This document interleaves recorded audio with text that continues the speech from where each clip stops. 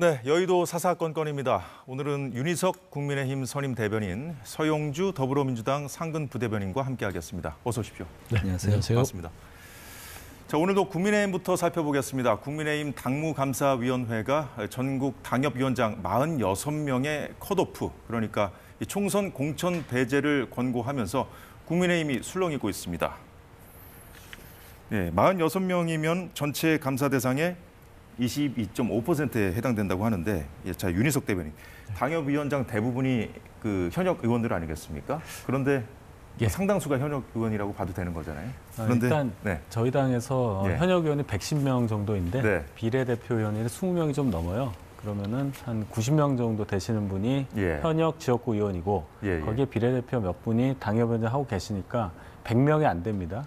그래서 대부분이라는 말은 아니고 한 50% 좀 안 되는 현역 분들이 당협위원장을 하고 있다. 전체 알겠습니다. 당협 중에 그렇게 보시면 되겠습니다. 이 컷오프 명단은 철저히 비공개라고 하는데, 그렇다면 이 대상에 포함된 의원들 본인도 자기가 포함된지 모른다는 게 사실입니까? 그렇습니다. 전혀 명단 관련해서는 통보를 한 게 없고 그렇기 때문에 설령 본인이 포함되어 있다 하더라도 지금은 알 수 없는 상황이어서 뭐 많은 의원실에서는 그 명단을 좀 알아봐라 이렇게 이제 보좌진들에게 많이 체근을 한다는 얘기도 오늘 들었습니다.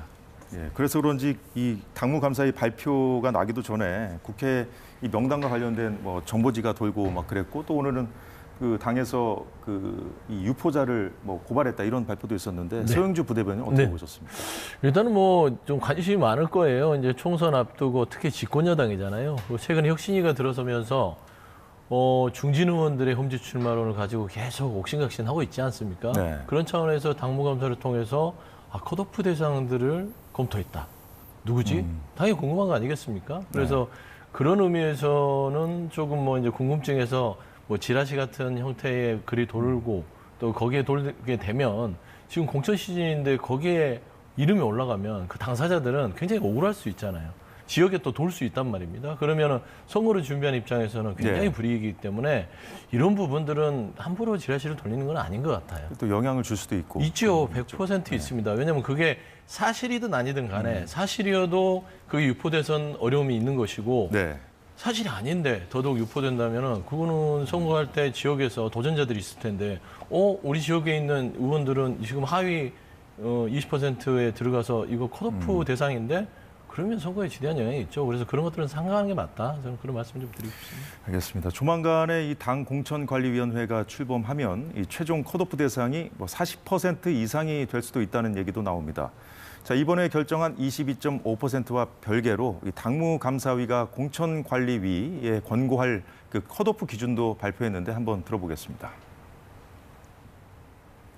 정당의 지지도에 비해서 개인의 지지도가 현저히 낮은 경우에는 또 문제가 있음을 나중에 공천관리위원회에 또 권고를 하기로 하였습니다. 예를 들면 정당의 지지도에 비해서 본인의 지지도가 20% 정도 차이 난 사람을 할지 15% 정도 나는 사람을 할지 이 부분이 예를 들면 우리 당의 의원님들이 많은 영남하고 또 이렇게 수도권하고 분이 다를 수가 있거든요.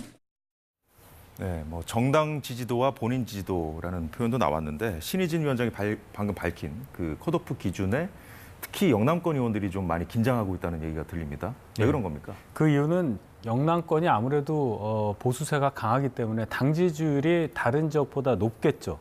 그렇게 되면은 아까 말씀하신 그 본인 지지율, 당협위원장을 맡고 있는 분의 개인 지지율이 그것과 차이가 날 가능성이 커지겠죠. 예를 들어 수도권의 경우에는 저희와 민주당이 계속 경쟁하는 입장이기 때문에 저희 당 지지율이 영남권에서의 지지율보다는 낮을 수밖에 없고 그렇다면 개인 지지율과의 차이가 적을 수가 있는데 영남은 상대적으로 클 수 있는 여지가 있기 때문에 기준을 일률적으로 적용할 경우에 그렇게 될 경우에 영남권의 지역구를 갖고 계신 의원분들이 그 기준에 걸릴 가능성이 높아지는 거죠. 좀 억울한 측면도 있겠습니다. 그걸 뭐 억울하다고 할 수 있을지 모르겠는데 어쨌든 당협 활동, 본인의 뭐 의정 활동과 관련된 평가 영역이기 때문에 당무감사위에서는 어쨌든 기준을 설정해서 지금 판단을 하고 있는 게 아닌가 이렇게 봅니다. 알겠습니다. 그런데 이제 김기현 대표가 최근에 강한 그 용태 압박을 받고 있는 상황에서 이 당무 감사 결과를 내놨어요. 대통령 귀국 그 다음 날 말입니다. 네, 그렇죠. 그래서 이걸 갖고 이거 자체가 뭐 김기현 대표가 용산에 보내는 뭐 신호, 메시지 아니냐 이런 지적도 있던데 어떻게 보셨습니까? 신호 메시지라고 보기보다는 네. 이게 김기현 2기 지도부가 들어섰을 때 이미 저는 이게 계획된 부분이라고 보는 것입니다. 그러니까 강서 재보궐선거 참패 이후에 당연히 김기현 대표는 그냥 정석대로 하면 사퇴를 하는 게 맞아요. 그런데 한 번 더 기회를 달라라는 것이라고 했을 때 누구하고 얘기했겠어요. 당대표인데. 용산하고 어느 정도의 무언의 어떤 이야기들이 있었을 것이고 혁신위를 출범시켜서 혁신을 통해서 뭔가 다음 총선에 있어서 뭔가 좀 그 발판을 만들겠다. 저를 한 번만 더 믿어달라 하고 했던 것이기 때문에 그런 차원에서 혁신위에게 정권을 줬고 그리고 본인 스스로도 혁신위가 얘기하는 수도권 험지 출마론에 대해서 그렇게 강한 반발은 처음에는 없었어요. 근데 지내놓고 보니까 이게 사람 생각이 좀 달라지거든요. 좀 버티고 싶은 생각도 있고요. 그러니까 당무감사에서 발표하는 것들은 김기현 대표의 지금의 어떤 태도와는 좀 별개의 순차적인 진행이다. 이렇게 네. 혁신하지 않고서는 강서구 보궐선거의 참패를 어떻게 복구를 할 수가 없어요. 이런 혁신들, 뼈를 깎는 어떤 혁신, 배제, 그다음에 기득권을 내려놓기를 보여주지 않으면 내년 네. 총선에서 국민의힘이 어떻게 지난 10월에 강서구 그 선거의 참패를 어떻게 뒤집을 수 있겠느냐라는 차원에서 저는 설계가 되어 있는 부분이라고 보고요. 네. 김기현 대표 부분에 있어서는 더 압박이 될 것 같아요. 그러니까 이 부분들이 본인은 지금 시원하게 수도권 험지 출마를 선언해 버리면 뒤따라서 영남에 말하자면 친윤그룹이라 하는 분들이 따라서 들어올 텐데 예. 본인은 버티는 차원에서 당무 감사를 통해서 특히 영남 쪽에 있는 부분들이 많이 포함되어 있다는 이런 발표들이 나왔을 때 나는 이제 어떻게 하지? 그래서 제가 늘 얘기하는 게 김기현 대표가 늦으면 늦을수록 이게 밀려서 하는 모양새가 되기 때문에 예. 이게 공을 따갈 수가 없습니다. 그래서 빨리 결정을 해야 된다. 구체적인 그 결정이 나중에 뭐 보여줘도 되지만 일단 좀 희생을 언제든지 하겠다 이런 메시지를 좀 내면 어떨까 이런 얘기도 당내에서 좀 나오던데 어떻게 보십니까? 김기현 대표 관련해서요. 어차피 이번 주 목요일 내일 모레가 되겠죠. 저희가 최고위원회가 있는 날인데 그날 혁신위에서 방금 말씀하신 뭐 지도부의 불출마라든지 험지 네. 출마 관련한 결의안을 최고위에 보고하는 그런 일정이 예고가 돼 있습니다. 그렇죠. 그렇게 되면 네. 공식적으로 최고위에서 그것을 논의할 수밖에 없는 것이고 예. 거기에 따라 적어도 김기현 대표는 뭔가 본인의 입장 표명을 할 수밖에 없는 그런 상황이 예. 되기 때문에 한 이틀 정도 지나면 어느 정도 방향이 잡힐 것으로 저는 예상합니다. 혁신위의 중대 발표가 예정된 30일 즈음해서 뭔가 윤곽이 나올 수도 있다. 그런 말씀으로 좀 이해하겠습니다. 자, 인요한 혁신위가 이번 주 목요일 말씀하신 대로 목요일 날 중진 그 험지 출마 권고안을 정식 안건으로 상정할 거라는 관측이 나오고 있습니다. 여당에서는 이 특정 정치인들을 겨냥해서 용태를 압박하는 거는 월권이다 이런 비판도 나오고 있고요. 반대로 야당에서는 혁신위 자체가 이 시간 끌기용에 불과했다 이런 평가가 나왔습니다. 관련 발언들 듣겠습니다. 현 상황에서는 월권적 성격이 강하다고 생각합니다. 혁신위는 비대위가 아닙니다. 그리고 혁신위 주제에 대한 정권은 좋지만 혁신위가 그 안을 가지고 최고위에 의결을 요청했을 때 그것을 또 판단하는 것은 최고위에서 별도로 판단하는 건데 지금 최고위의 판단 자체를 혁신위의 제안을 가지고 완전히 구속하겠다고 지금 여론전을 펴고 있는 거 아니겠어요? 인요한 혁신위원회가 결국 변죽만 늘리다가 사라지게 됐습니다. 이준석 도덕 논란, 부모 책임 얘기만 하고 바람과 함께 사라질 것 같습니다. 심지어 혁신위에 있는 한 분은 아예 대놓고 우리 혁신위는 잠시 시끄러운 거 시간 끌기, 김기현 대표 체제가 그냥 유지될 수 있도록 시간 끌기용이다 이런 말씀까지 하셨습니다. 자, 윤희석 대변인께 먼저 여쭤보겠습니다. 방금 유상범 의원 말 들었는데 당 지도부의 어떤 기류를 반영한 얘기입니까? 아니 그냥 본인 혼자 얘기한 겁니까? 혁신위가 뭐 월권을 하고 있다 이렇게 생각하시는 분들도 있을 수 있죠. 적어도 당 그 회의에서는 뭐 그런 논의가 있은 적은 없습니다. 일단 김기현 대표도 혁신위에 전권을 주겠다고 말씀을 하셨고 예. 그 전권이라는 내용에 대해서도 혁신위가 어떠한 논의도 할 수 있다 이런 차원이기 때문에 뭐 월권이라는 단어를 쓸 상황은 아닌데 다만 혁신위에서 뭔가 의결을 했다, 결의를 했다고 해서 그것이 예. 완벽하게 당 어떤 방침과 100% 연결된다 그렇게는 보지 않습니다. 누구도 그렇게 보지는 않죠. 혁신위는 임시기구에 불과하니까요. 다만 이번 이뇨한 혁신위가 지금까지 한 달 정도 활동하면서 남긴 정치적인 의미는 적어도 저희 당의 22대 총선 공천 방향을 희생과 헌신이라는 단어로 표현될 수 있을 만한 그런 방향 설정을 했다는 점에서 의미가 있다고 봅니다. 네. 이미 총선 5개월을 훨씬 앞둔 시점부터 그런 얘기를 해왔었기 때문에 총선 공천을 실행하는 내년 뭐 2월 말이나 3월 초 정도 될 때 예. 이뇨한 혁신위에서 말한 희생과 헌신이라는 그 가치가 반영된 공천이 이루어질 수밖에 없는 상황이라는 것은 부인할 수 없겠습니다. 희생과 헌신에 대한 방향 설정을 해줬다는 그런 어떤 평가를 해주셨는데 그건 차차 좀 이따 다시 한번 얘기를 해보도록 하겠고요. 그 이준석 전 대표와의 어떤 설화 논란 이건 뭐 빼놓을 수 없을 것 같은데 그 이른바 부모 책임 발언과 관련해서 이뇨한 혁신위원장이 사과를 했습니다. 하지만 그 말씀드린 대로 여러 설화 논란이 있었고 그 이런 것들까지 다 맞물려 가지고 그 혁신위가 동력을 잃었다 이런 지적도 있는데 동의 안 하십니까? 혁신위가 이제 네. 동력을 잃었다기보다는 지금까지 한 달 활동을 하면서 혁신위로서 할 수 있는 역할을 거의 다 이미 한 상태라고 저는 봅니다.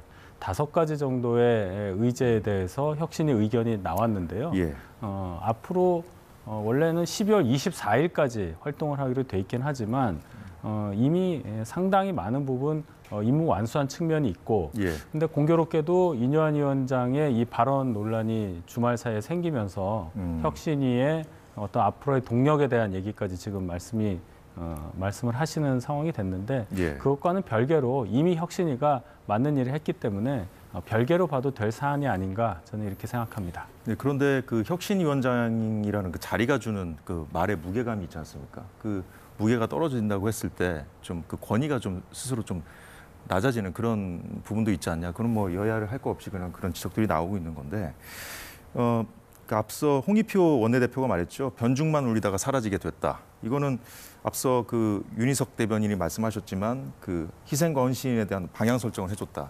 이런 어떤 혁신이 어떤 역할, 평가와 좀 결부시켜서 좀 한번 말씀을 좀 해주시죠. 그러니까 이거 네. 시각의 차이인 것 같아요. 뭐 이제 윤희석 대변인께서 그렇게 보신다면 그게 또 부인할 수 없는 일이에요. 뭔가를 해보려고는 했다. 예. 뭐 그건 부인할 수 없는 거 아니겠습니까? 하지만 혁신이라는 게 정말 열매를 맺었느냐에 대해서는 또 우리들 입장에서 봐서는 열매가 없잖아요. 그러니까 원래 저도 개인적으로는 정말 이뇨한 혁신위가 들어와서 뭔가 되는 거 아니야? 요란하게 막 떠들썩 했습니다. 근데 이게 결국에는 빈수레가 돼버린 게 이뇨한 위원장의 한계점을 드러나 버린 거예요. 저는 크게 봐서는 2가지라고 봅니다. 네. 첫 번째는 최근에 이제 발언이에요, 다. 뭐 이제 이준석 전 대표를 쫓아가서 만났는데 그게 어떤 성과가 없었다. 그럴 수도 있습니다. 노력은 했잖아요. 하지만 대통령에 대한 어떤 국정기조의 변화, 그리고 당정 관계의 변화, 네. 이런 부분들이 전혀 개선되지 않았고 요구하지 못했어요. 예를 들면 강서구의 참패는 김기현 지도부의 책임도 있겠지만 결국에는 용산에서 사면해주면서 어떤 용산에서의 책임도 있고 그렇게 독선적인 부분에서 심판이 됐으면 거기에 대한 혁신이 요구가 있었어야 되는데 그걸 하지 못하고 최근에 그 심내를 드러났습니다. 대통령을 나라님이라고 해버렸어요. 혁신이가. 그거는 지금 현 시대 민주주의에는 맞지 않습니다. 대통령이 나라님은 아니지요. 뭐 그런 부분들. 뭐 최근에 보면은 부모님 욕하는 부모가 이준석 전 대표를 잘못 길렀다라는 식으로 부모를 욕하는 식의 어떤 패드립을 했다. 그러니까 본인이 열심히 해보려고 했는데 상황이 안 풀리니까 뭐 여러 가지 막 좀 꼬인 거는 같아요. 그러다 보니까 그런 말들이 나오시는 것까지는 인간적으로 이해가 되나 혁신위원장의 자리라는 건 좀 더 신중하고 끝까지 결과를 맺기 위해서 신중하게 갔어야 되는데 제가 봐서는 저는 좀 이런 말은 그렇지만 민주당에 예전에 그 김은경 혁신위가 있었습니다. 네. 거기 똑같이 당시에 마지막에 미래가 없는 세대라는 발언으로 노인 폄하 논란을 그렇죠. 그런 폄하 논란이 있는 것이에요. 네. 그런 말 한마디가 결국에 혁신의 동력을 확 떨어지는 거거든요.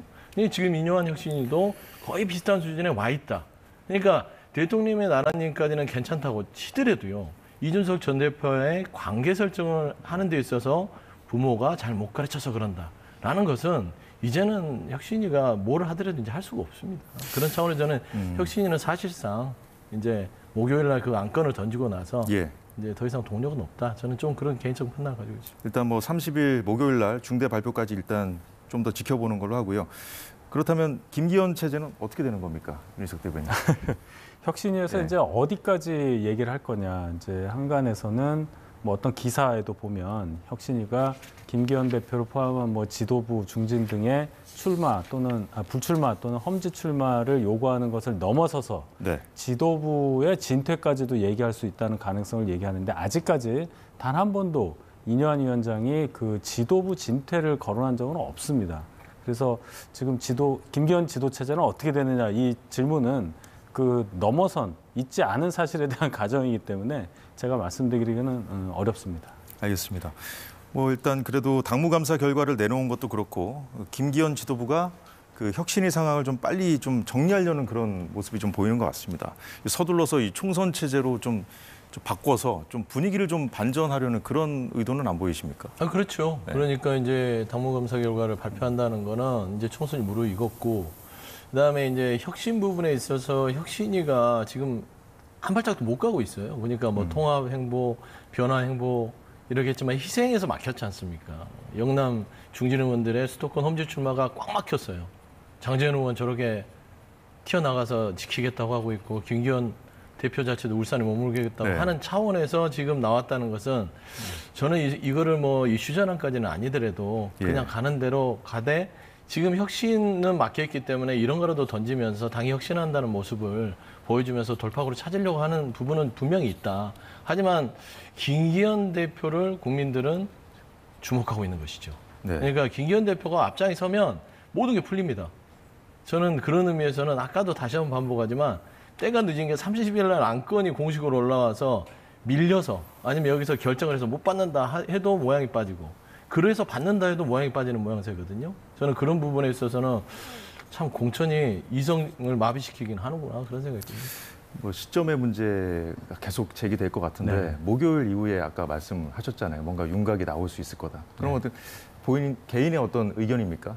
어떤 전망이십니까, 윤희석 대변인? 아니죠. 네. 지금 김기현 대표 체제 들어와서 혁신위가 공식적으로 최고위의 의결을 요하는 또는 최고위원회의 반응을 요구하는 절차를 계속 따라왔었어요. 예. 3번 최고위원회에 혁신위 측에서 출석을 해서 최고위원회에 뭔가를 보고를 했단 말이죠. 예. 근데 그 안에는 3번 온 중에는 지금 말씀드린 그런 불출마 또는 험지 출마 얘기가 없었습니다. 그것을 이번 목요일 날 하겠다는 거잖아요. 예, 그렇죠. 그렇게 되면 공식적으로 제안을 한 거고 공식적으로 어떤 답변을 해달라고 요청한 것이 되기 때문에 그때는 김기현 대표를 비롯한 지도부 또는 거기에 해당한다고 생각되는 분들이 답을 해야 될 시점이 왔다는 것을 의미하는 겁니다. 그러면 목요일부터는 상황이 지금과는 많이 다르게 된다는 것을 제가 말씀드린 거죠. 사실 뭐 여야를 막론하고 선거철이 되거나 아니면 당 지도부가 좀 위기에 빠졌을 때 혁신위원회를 좀 띄워서 좀 네. 어떻게 보면 좀 혁신다운 혁신을 본 적은 없는 것 같고 별로 좀 이렇게 좀 면피하는 그런 상황이 좀 전개되다 보니까 국민들도 처음에는 좀 크게 기대를 안 했던 것 같아요. 근데 어쨌든 김기현 그 혁신위원회가 이제 목요일 날 띄운다는 그 안은 이제까지 사실 다른 혁신위에서는 보지 못했던 그런 부분인 것 같기도 한데 어떻게 그렇죠. 보십니까? 그래서 이뇨한 위원장이 임명된 지 오늘로 한 29일 정도 됩니다. 4주하고 네. 좀 지났는데 그동안 쭉 국민의 관심을 받고 언론으로부터 각광을 받은 이유가 방금 말씀하신 대로 국민들이 좀 듣고 싶어 하시는 부분을 짚었기 때문이라고 저는 예. 봐요. 그런 면에서 아까 제가 저희 당의 공천 방향을 희생과 헌신이라는 가치로 방향 설정했다로까지 표현을 한 겁니다. 충분히 평가할 만하다 이런 말씀이죠. 저는 그렇게 그 봅니다. 정도만 해도. 예. 근데 이제 이게 던진 그 말이 워낙 그 파급력이 셌던 것 같습니다. 네. 이제 주류들 아닙니까? 영남 중진 의원들이 당의 주류인데 거기다 대고 이제 험지가라 불출마라 이렇게 얘기를 하니까 정말 그 목표 자체가 좀 어려운 그 과제가 아닌가 하는 생각도 드는데요. 그 향후에 어쨌든 영남권에서 공간이 생긴다면 반발이 만만치 않을 것 같습니다. 네. 이제 이준석 신당 이슈도 살아 있고요. 앞으로 이 총선 관련해서 여당의 그 상황 어떻게 좀 전망하고 계십니까? 좀 주목할 만하겠죠. 밖에서 보시는 입장에서. 그러니까 네. 이제 가장 재밌는 것은 합의 20% 배제 결정을 하는 것이죠. 이게 이제 저희도 민주당도 해봤어요. 예. 2016년도에 김상훈 혁신위에서 내놓은 안을 하위 20% 평가받은 의원들을 공천에서 배제했습니다. 그리고 새 인물로 갈아 끼웠죠. 네. 근데 그 20%의 배제된 인물들이 안철수 신당이 국민의당으로 많이 갔죠. 많이 가면서 결국엔 그렇게 새로운 신당의 동력이 됐던 것이에요. 그러니까 이제 이준석 전 대표가 잊고 있는 거는 이런 면도 요인이 있을 것입니다. 예. 그러니까 결국엔 국민의힘은 이런 강력한 어떤 혁신을 할 수밖에 없을 것이고 거기에서 배제된 의원들이 어디에 떠돌겠습니까? 그리고 다 지역구에서 나름대로 배지를 달고 활동했던 사람이기 때문에 본인이 지금 명랑권 부분들이 지금 거론되잖아요, 많이. 근데 본인이 왜 지금 대구 가서 그렇게 주력을 하겠어요, 이번 총선에서. 그런 거 다 예측하고 움직이지 않냐. 그리고 예를 들면 영남도 그러지만 저희 때도 마찬가지였어요. 호남 쪽에 대한 공천 혁신이 많이 요구됐었습니다. 예. 왜 그러냐면 영남과 호반이라는 건 국민의힘은 영남 기반으로 해서요. 경쟁자가 없으니까 정말 누릴 만큼 누린 분들이죠. 긴장을 하지 않아요. 거기에서 뭐 경쟁자가 없으니까 경선이 본선이다. 국민의힘 영남 의원들도 마찬가지고. 영남 의원도 마찬가지고 호남도 그랬기 때문에 거기서 더 잘했다면 평가가 좋았겠지만 예. 그게 아니라 그냥 어떤 경쟁자 없이 편안하게 뭐 했다라는 평가들이 있어요, 더러. 물론 예. 다들 고생하시지만 네. 저는 그런 부분에서 각 당에서 그런 고민이 있었고 2016년도에 저는 하고 나서 그 폐해 때문에 배제를 없애고 감점제로 갔던 것이고요. 아마 이제 국민의힘도 그렇게 해서 이제 배제를 해서 새로운 시도를 하시는데 그 부분에서 이준석 전 대표는 이삭죽게 나시지 않을까 좀 그런 생각이 듭니다. 그 희생이라는 방향타는 설정을 잘 하셨다고 말씀하셨는데 그 의원들이 만약에 이제 무소속으로 나온다거나 아니면 뭐 이준석 신당에서는 뭐 그런 분들 공천에서 배제된 사람들에 대해서 이삭죽기는 하지 않을 거다 뭐 이런 얘기 나오고 있습니다만 어떻게 될지 모르는 거잖아요. 그렇습니다. 걱정되는 부분이 좀 많을 것 같은데 그 부분에. 뭐 정치 공학적으로 보면은 예. 저희 당에서 활동하시던 분들이 밖으로 나가신다. 예를 들어 무소속으로 나가거나 이준석 예. 신당에 뭐 아직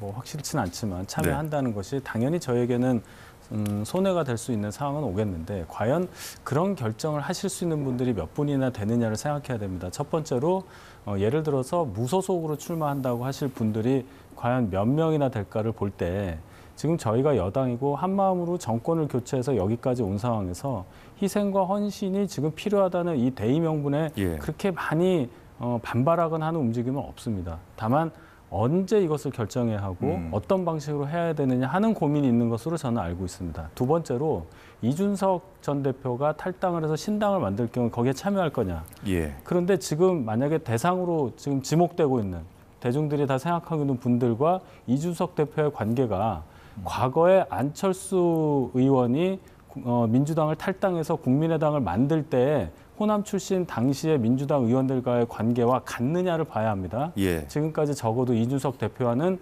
그분들은 대립적인 관계를 보여왔고 정치 지향도 달랐기 때문에 단지 공천이나 당선을 위해서 같이 뜻을 합친다는 것은 그렇게 대의 명분이 있어 보이지 않고 이준석 대표가 계속 얘기한 그러한 명분에 전혀 안 맞기 때문에 그 가능성도 저는 그렇게 많아 보이지는 않는다고 봅니다. 알겠습니다. 누군가는 좀 희생을 해야 될 텐데 미래가 보장되지 않은 희생은 좀 정치 권력의 특성상 좀 쉽지 않은 일 같기도 하고요. 자, 민주당 상황을 좀 보죠. 민주당에서도 뭐 올드보이 뭐 이런 단어가 지난주에 총선기획단 회의에서 나왔거든요. 진전이 좀 있습니까? 그러니까 이제 이게 참 작용과 반작용인데 네. 국민의힘이 이렇게 혁신을 세게 하면 민주당도 안 할 수가 없는 거예요. 뭔가 보여줘야 될 거 아니에요? 당연하죠. 네. 왜냐하면 국민들 그걸 보고 있습니다. 평가를 합니다. 국민의힘이 이만큼 하는데 그럼 혁신 경쟁이라고 하는 것이죠. 이런 것을. 그러면 민주당이 여기서 잠잡고 있다. 그러면 평가가 되는 거예요. 그래서 저는 이런 것이죠. 국민들은 이렇게 평가를 할 거예요. 혁신이라는 거를 평가할 때 누릴 만큼 누렸으면 내려놔라. 이걸 보통 기득권을 내려놓는다고 하거든요. 그런 거를 국민들은 바래요. 근데 언제까지 누릴 것이냐라는 것이거든요.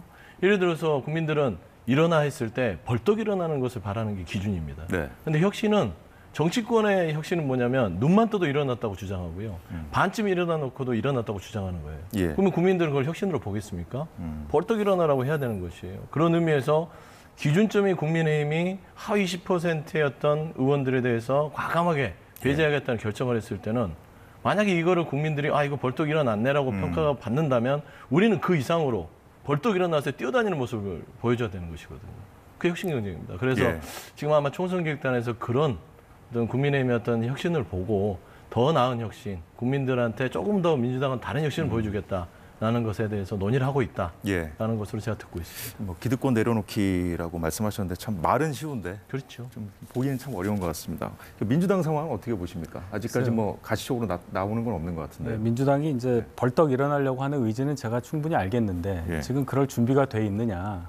저희는 적어도 혁신이라고 하는 것에 본질에 접근한 논의를 계속 진행되게끔 하고 있는 모습인데 예. 민주당의 요즘 모습을 보면은 그것과는 별개로 친명이니 비명이니 하는 내부 싸움이 아직 굉장히 치열하게 진행되고 있는 상황이다. 예. 그래서 본격적인 혁신을 얘기하기에는 아직 단계가 좀 남아있지 않은가. 예, 밖에서는 그렇게 보입니다. 뭐 공천 관련된 상황이 좀 진전된다거나 하면은 좀 뭔가 좀 움직임이 좀 나올 수도 있을 것 같긴 한데요. 그럴 수 있는데 예, 지금 친명 비명 간의 싸움 속에서 그 공천 룰이라든지 어떤 컷오프라든지 이런 관계에 분명히 당내 분란의 소지가 많기 때문에 예. 그것을 잘 마무리하는 게 민주당의 앞으로의 과제라고 봐야 되겠죠. 예. 그래서 민주당 당원 개정 관련된 사항을 좀 살펴보겠습니다. 대의원 표와 권리당원의 표 비율이 현재는 1대 60인데 이걸 1대 20 미만 비율이 되도록 바꾼 겁니다. 권리당원 표 가치가 3배 이상 높아지는 거죠. 자, 이에 대한 여야 입장을 좀 들어보겠습니다. 사실 민주당의 전당대회 다음 당대표 뽑는 게 내년 8월이더라고요. 그러면 총선 앞두고 분란을 만들 수 있는 이런 일을 굳이 지금 이 시점에서 할 이유가 하나도 없습니다. 그럼에도 불구하고 지금 이제 다음번 전당대회와 관련된 대의원 룰을 바꾼다는 건 내년도 8월에도 이재명 대표가 당대표 하러 나오겠다는 선전포고라고 생각합니다. 그게 아니면 굳이 이럴 이유가 하나도 없거든요. 3배 정도 올리는 것은 그냥 합리적 조정이 이루어지는 과정이라고 저는 생각이 들고요. 뭐 꼼수까지 부르기에는 현직 대표가 다음번에 대표 한 번 더 하려고 하는 건 아니잖아요. 오히려 이번에 대의원 제도를 하면서 일정 정도 이 균형을 좀 잡아준 거라고 생각하기 때문에 이게 뭐 누가 더 하기 위한 꼼수다 이렇게 보기에는 좀 지금으로서는 그렇게 동의하기는 좀 쉽지 않을 것 같아요. 자, 서영주 부대변인, 네. 장해찬 최고가 완전 선전포고라고까지 했는데 어떻게 반문하시겠습니까? 무슨 선전포고인지 모르겠네요. 이건 선전포고가 아니에요. 네, 비명계에 대한 선전포고라고 하니까요. 그게 아니에요. 그러니까 이제 말 만들기 좋아하는 분들이 그런데 제가 논리적으로 설명을 해드리면 결국에는 이게 이제 총선과 무관한 이제 것입니다. 이게 뭐 60대 1이었던 대의원과 권리당원의 구조를 20대 1로 이제 축소를 하는 것이고 권리당원의 권한을 높여주는 것은 이거는 당내 경선에서 필요한 제도예요. 예. 근데 왜 굳이 총선을 앞두고 이걸 하지? 이게 무슨 뭐 비명계를 압박한다? 강성 지지층한테 잘 보이려고 총선 앞두고 뭐 그런 게 있겠습니까? 그게 아니거든요. 예. 그다음에 이거 사당화 논란도 얘기를 하는데 사당화가 될 수가 없어요. 왜냐하면 이재명 대표는 내년 8월까지의 임기가 있는데요. 총선 기준으로 당대표의 어떤 본인의 어떤 그 정치적인 판단이 주어집니다. 총선이 이긴다면 이재명 지도부 체제가 굳건히 되기 때문에 굳이 이렇게 하지 않아도 돼요. 근데 지고 나면 이렇게 바꿔놔도요. 그 영향이 없습니다. 이미 그냥 아예 그 정치 상황이 변해서 이재명 대표는 정치적으로 굉장히 쇠락의 길을 갈 수밖에 없는 것이에요. 60대 1, 20대 1 바꿔봤자요. 그 정치의 판단 기준에 있어서는요. 사당화가 될 수 없어요. 그렇기 때문에 이걸 가지고 왈가왈부한다는 거는 뭐 원칙과 상식에서도 뭐 그런 얘기를 하는데 이거는 뭔가 지금 아까 말씀한 대로 혁신을 위한 내부의 갈등의 소재로 쓰는 거다. 저는 그렇게 보고 있는데 상식적으로 큰 의미는 없고 지금 오랫동안 지속돼 왔던 너무 대의원이 과대하게 이렇게 표집돼 있다라는 측면들의 당원들이 요구를 한 20대 1로 절충안을 내놓은 것이다. 그리고 이 지도부에서 처리하고 싶어서 이번에 한 것이다. 그렇게 보는 게 맞을 것 같습니다. 합리적인 조정이 이루어진 과정이다라는 좀 취지의 말씀을 하신 것 같은데 윤희석 대변인 좀 생각이 많이 다르실 것 같아요. 그렇죠. 그럴 거면 굳이 왜 지금 바꾸느냐는 얘기를 당연히 해야 되는 건데 제가 볼 때는 당대표를 한 번 더 하려고 저걸 바꾼다기보다는 그 이전에 공천 과정, 즉 결국은 민주당은 당원 투표로 후보를 결정하는 상황이 많이 발생할 텐데 지금 당원의 거의 상당 부분 비율을 차지하고 있는 소위 개딸이라고 하는 분들의 마음을 좀 산다고 할까요? 대의원 비율을 축소하면 축소할수록 권리당원들의 비율이 높아지니까 그 비율의 그 안에서 당원들의 비율 중에 상당수를 차지하고 있는 개딸들이 열광을 하게 되겠죠. 그러면 현 이재명 지도부, 특히 이재명 대표 자신이 지지 기반 자체를 그분들로 보고 있다는 얘기밖에 안 되는 거예요. 그래서 본인과 뜻을 같이 하는 분들이 더 많이 공천을 받을 수 있는 구조, 그것을 내밀하게 논의한 결과 이런 수를 낸 게 아닌가 저는 그렇게 해석하고 싶습니다. 네. 요즘 민주당에서 이분의 행보도 예사롭지가 않습니다. 이낙연 전 대표인데요. 민주당 주류인 지도부, 친명계를 향해서 강한 메시지를 오늘 던졌습니다. 먼저 보고 얘기 이어가겠습니다. 여러 갈래의 모색이 있지요.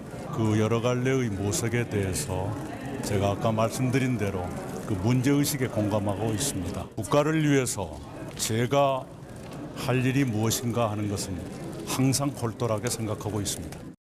민주당이 중지를 모아서 잘 해주기 바랍니다만은 지금까지 귀국 후에 꽤 오랜 기간 침묵하면서 지켜봤는데 잘 되지 않고 있습니다.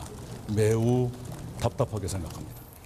네, 서영주 부대변인, 네. 이제 그 대의원제 축소의 의미에 대해서 앞서 이제 설명을 잘 해주셨는데 이낙연 전 대표가 이 문제와 관련해서 사당화 논란이 있는 것을 아쉽게 생각한다. 사당화라는 표현을 썼고 또 매우 답답하다고까지 했습니다. 이재명 대표의 리더십 문제하고 좀 결부시켜서 비판하기도 했고요.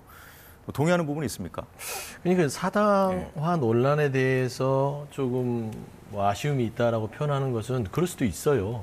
왜 굳이 타이밍이죠? 왜 지금이냐?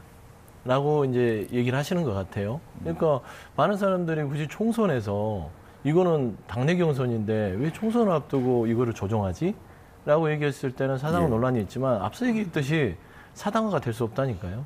총선 결과에 따라서 이재명 대표는 평가를 받고요. 그 평가에 따라서 이 민주당 내의 정치 지형은 급속도로 변하게 됩니다.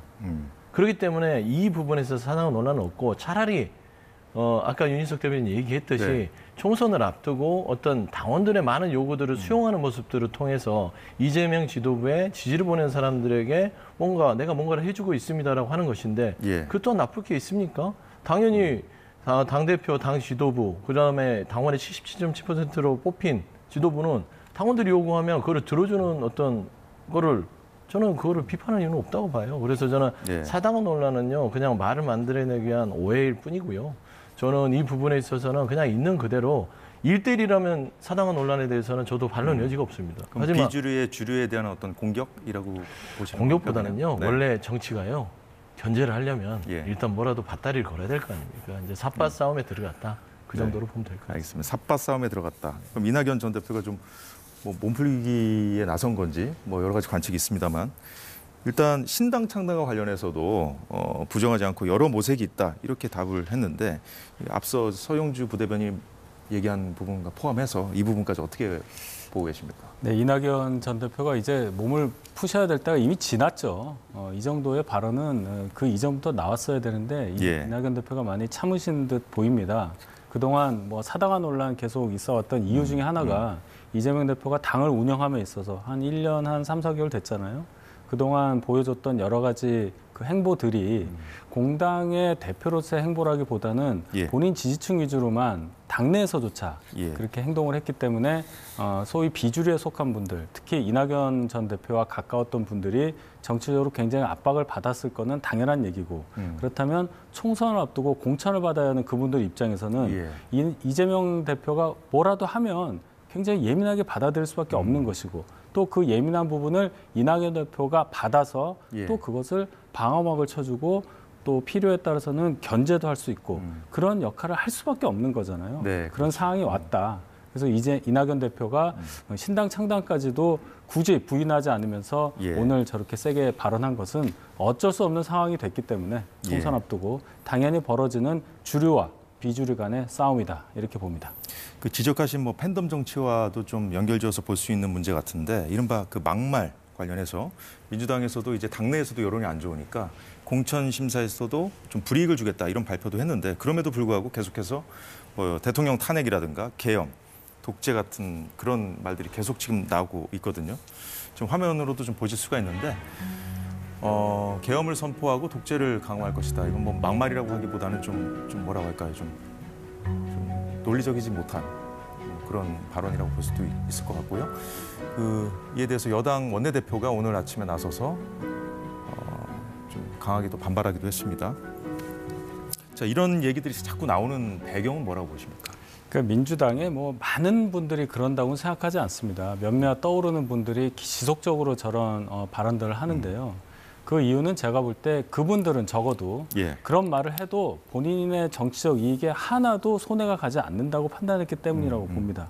예를 들어서 김용민 의원이 저런 발언을 최근에 굉장히 많이 하는데 예. 본인이 그렇게 얘기하면 할수록 개딸이라는 분들, 본인의 지지 기반으로 생각하는 그분들이 더 좋아한단 말이죠. 그러면 설령 어떤 공천상의 불이익, 뭐 감점이라든지 그걸 받는다 하더라도 예. 그분들의 세력이 훨씬 크니까 그것을 극복하고도 충분히 공천받을 수 있다고 생각하고 예. 그것을 기반으로 본인만의 목소리를 더 강경한 목소리를 낼 수 있다는 그런 계산을 했겠죠. 그리고 그런 말을 해도 된다는 그런 의식 속에 갇혀 있기 때문에 당에서 아무리 뭐 제재를 하고 예. 뭐 경고를 한다고 해도 아마 이분들은 계속 비슷한 발언을 계속 할 거라고 저는 봐요. 오늘 민주당 원내대변인도 이건 뭐 어떻게 의원 본인이 개개인이 좀 조심해야 될 문제다 이런 식으로 또 얘기를 하더라고요. 그렇죠. 예. 그러니까 이제 뭐 네. 이 탄핵 계엄 따지고 보면 주장할 수 있다고 봅니다. 그러니까 예를 들어서 이 김용민 의원 같은 경우엔 의원 하나로서 독립된 기관으로서 지금 윤석열 정부의 국정 운영이 되게 독단적이고 독재적이고 그다음에 대한민국의 1년 8개월 동안이 검찰이 국가를 운영하고 지배하는 것처럼 느낄 수 있는 거예요. 예. 야당 의원으로서 탄핵해야 된다. 만약에 우리가 총선 이겨도 계엄으로 우리를 다칠 것이다. 87년 이후에 정말 민주화가 있었는데 그만큼의 시대가 다시 돌아왔다. 주장할 수 있는 거예요. 그 주장까지 막말로 규정하는 것은 과하다. 네. 그러니까 아까 말한 대로 예전에 뭐 최강욱 전 의원이 했던 말들은 막말에 속하지요. 뭐 등등등등. 그런 것들은 당연히 규제를 하고 거기에 대해서는 아주 단호한 조치를 해야 되지만 예. 각 의원들이 본인의 말에 책임지는 것들은 본인이 그냥 생각한 대로 주장하는 거예요. 이거는 민주주의 사회에서 그것까지 왜 그러냐? 대통령은 나라님이 아닙니다. 저는 그런 의미에서는 그런 주장도 받아들일 수 있는 사회적 여건이 필요하다. 저는 개인적으로 그렇게 생각합니다. 여튼 어느 정도의 수위 조절은 그래도 좀 수위 조절은 필요하다고 필요하지만 저는 주장에 거예요. 대해서 네. 당에서 어떻게 오늘은 방법이 없지 않습니까? 본인 스스로 책임지고 뭐 본인이 자기가 평가받겠죠. 알겠습니다. 네, 오늘은 시간 관계상 이 정도로 하겠습니다. 지금까지 서영주 민주당 상근 부대변인, 윤희석 국민의힘 선임 대변인이었습니다. 고맙습니다. 네.